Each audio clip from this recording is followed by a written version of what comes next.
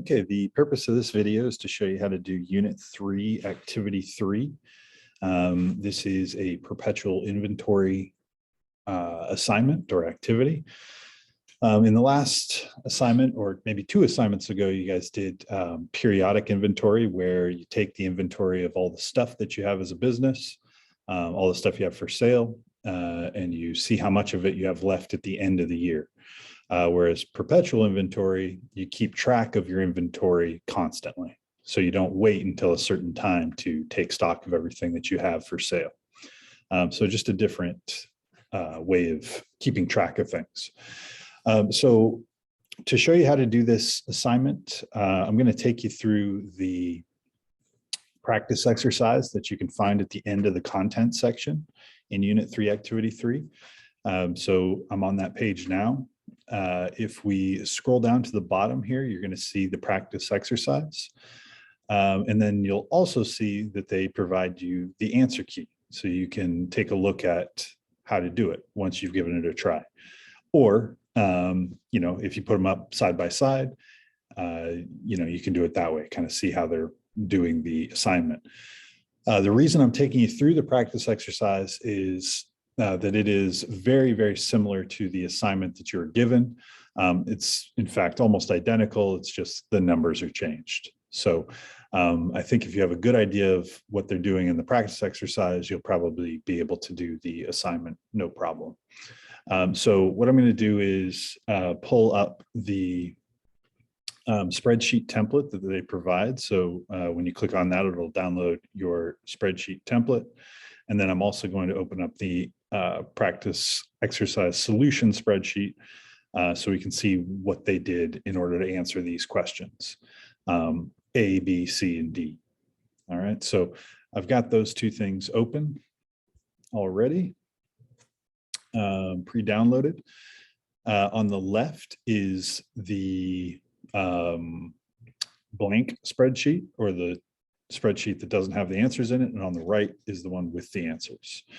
What you'll notice is that the template has 5 different sheets. Sheet 1 gives you the information that you'll need in order to complete the assignment.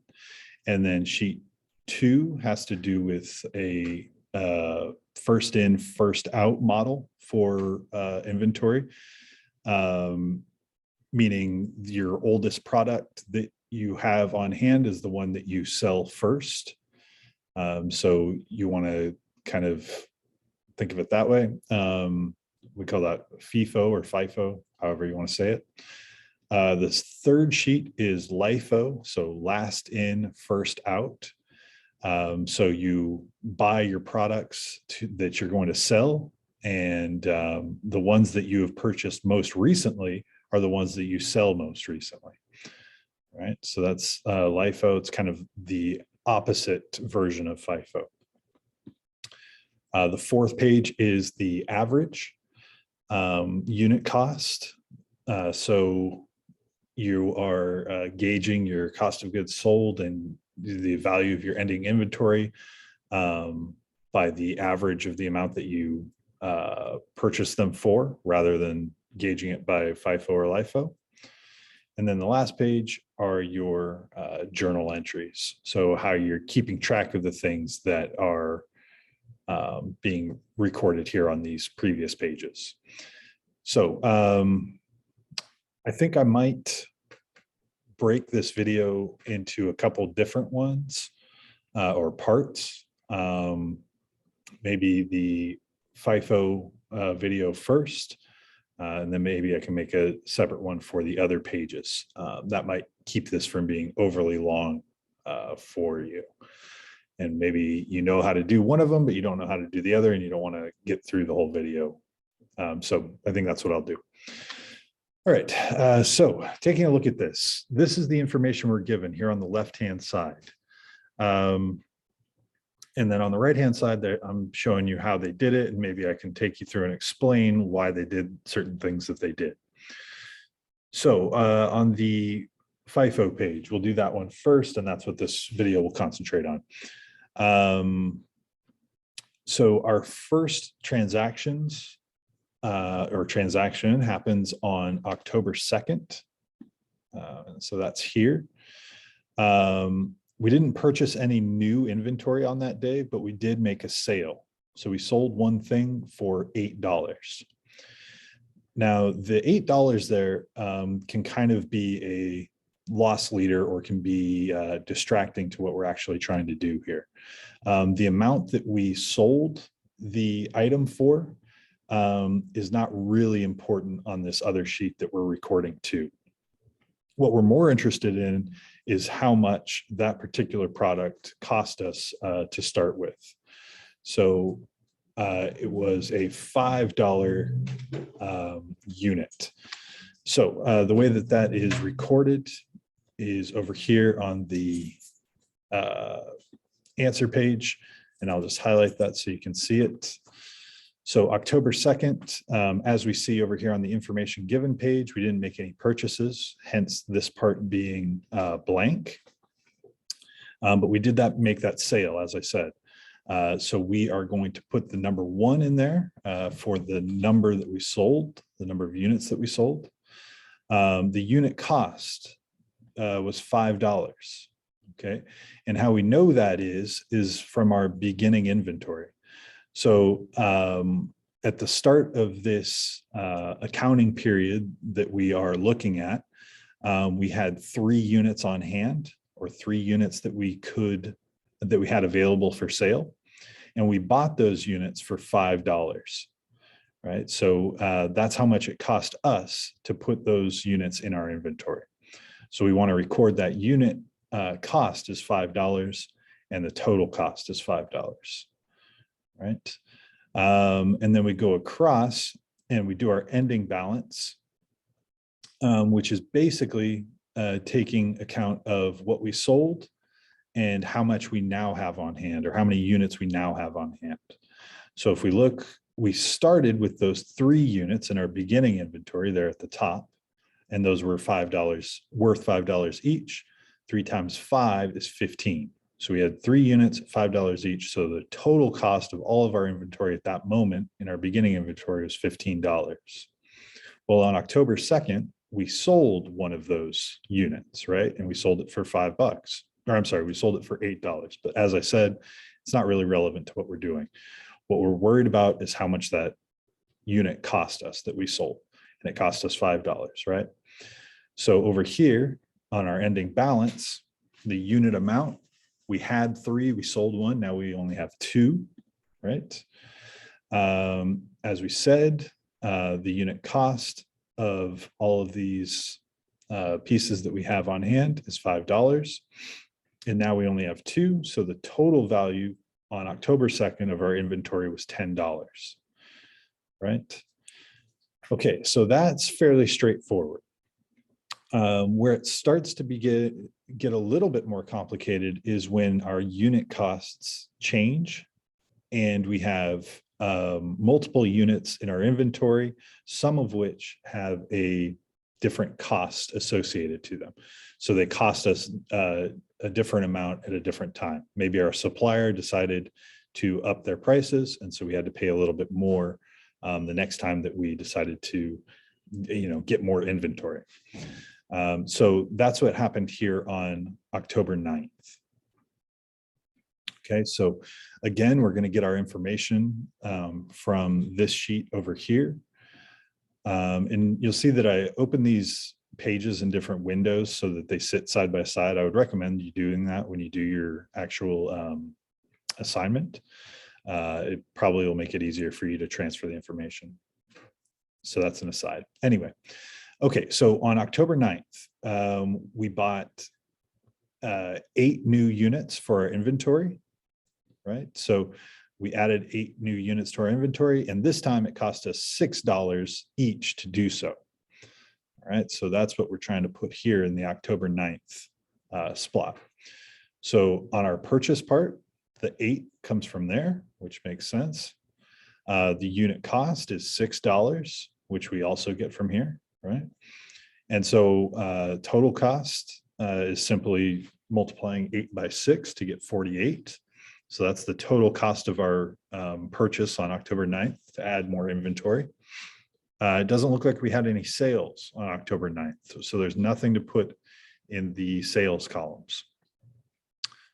And then we will skip then over to the ending balance column here. Oops. This part. And so this part is where it can get a tad bit tricky, but it's not too bad as long as you kind of know what's going on here. So on this top row, this is still technically part of October 9th. And all we're doing here is carrying those two units that we had at $5, and we're bringing it down into the October 9th row.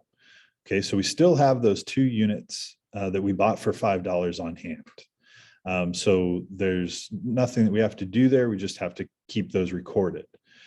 But then underneath it, we're going to add those 8 units that we bought at $6 right below. Okay, and we're keeping these two parts separate because we purchased them for different prices, right? So we don't want to mix them up. We want to know which units we're selling at which price so that we know how much our cost of goods sold is at the end when we're looking at our cost of goods sold relative to the revenue that we made off of selling them, right? So it keeps things clean. And then to get our total cost, it's simply 2 times 5, which is 10. And then we've got 8 times 6, which is 48. And we add those together and they end up in that cell together as our total cost of inventory. So right now we have $58 worth of stuff on our inventory. Some of the units cost $5, some of them cost $6, right? And so we've got that information preserved here. We haven't mixed anything up. All right. So hopefully that part makes sense. The next part that again can get a little bit not complicated, but possibly confusing if you haven't seen this before, you don't know what's going on, is our October 12th transaction here. So October 12th, we have here on our information given sheet. So we didn't make any purchases of new inventory, so that's good. We don't have anything to put here in this part. So we'll skip over to the sales part. And it looks like we made a sale of 5 units. Okay, and again, we have the price there that we sold them at, but it doesn't, for our purposes at this moment, we're not really concerned about that. What we're concerned about is figuring out how much those units cost us when we sold them. Okay, so I will highlight this part and talk about it. All right, so we sold 5 units. And so we need to look at, since this is the first in, first out page, that means that we're going to sell our oldest units first, right? The units that we acquired first, we want to get rid of first, right? So this would be applicable in something like, let's say you're running a flower shop. You want to sell the flowers that you got first because, you know, eventually they'll wilt and be of no value or use to anybody, right? So you want to get fresh flowers out, or you want to get your oldest flowers out before you sell your newer flowers, right? So that's kind of an example of a first in, first out business model. So anyway, so we sold 5 units on October 12th. So we want to sell our oldest units first. So if we go back up here to October 9th and we look at what our inventory is, well, we've got 2 units that we bought for $5. So those are the 2 that we want to get rid of first. So those will be recorded here, right? So we sold 2 of our $5 units. Now, remember, we sold 5 in total, which means that we need 3 more units. But we're out of $5 units now, right? Because we only had 2 on hand. But now we have those 8 $6 units still on hand. So we'll put 3 of those in that 5 unit package that we sold. So that's what's going on right here, which is we sold 2 units at 2 $5 units, ran out of those, and then we had to start dipping into our $6 units that we had. So we had 3 of those, right? And so again, to come up with this total cost, what those units cost us is the business. 2 times 5 is 10. 3 times 6 is 18. So you add those together, it's $28. So the cost to us of that sale was $28. And then over here, we just figure out how many units we have left at those price points, right? So we sold off 2 of our $5 units, and we only had 2 of those left. So you'll notice that this is now blank. We don't have any more of those $5 units, so we can leave that blank. And then we have 5 of our $6 units left, right? Because we sold 3 of them in that package, right? And so we had 8 to begin with, minus 3, we've got 5 left at $6. So 5 times 6 is 30. So that's the value of our existing inventory, right? So we have the $30 there. All right, so that kind of covers what's going on this sheet. Beyond October 12th, it's sort of more of the same. It just requires you to kind of figure it out as you go along, but that kind of explains how you do it. And then once you get to October 30th and you've kind of carried that information over to this sheet, then you'll finally be able to get what it's asking for on the assignment, which is the cost of goods sold and the ending inventory, which are right here and right here, right? And so all that is a totaling of what's in these columns, right? So once you've got all these things entered in, you can total up these columns. And the one thing that it doesn't ask for, but it's good to just go ahead and total up because you'll have the numbers here, is the cost of goods available for sale. So let's see. Got to undo whatever I did there. All right. So that's basically how you do the FIFO version. As I said, I'm going to end the video here, and then I will do another video for the other sheets in the practice exercise. And hopefully that'll help you out. But in an effort to keep this one short, I'm going to end it here and pick back up with a fresh video, part 2, later on. All right, guys, hope that helps.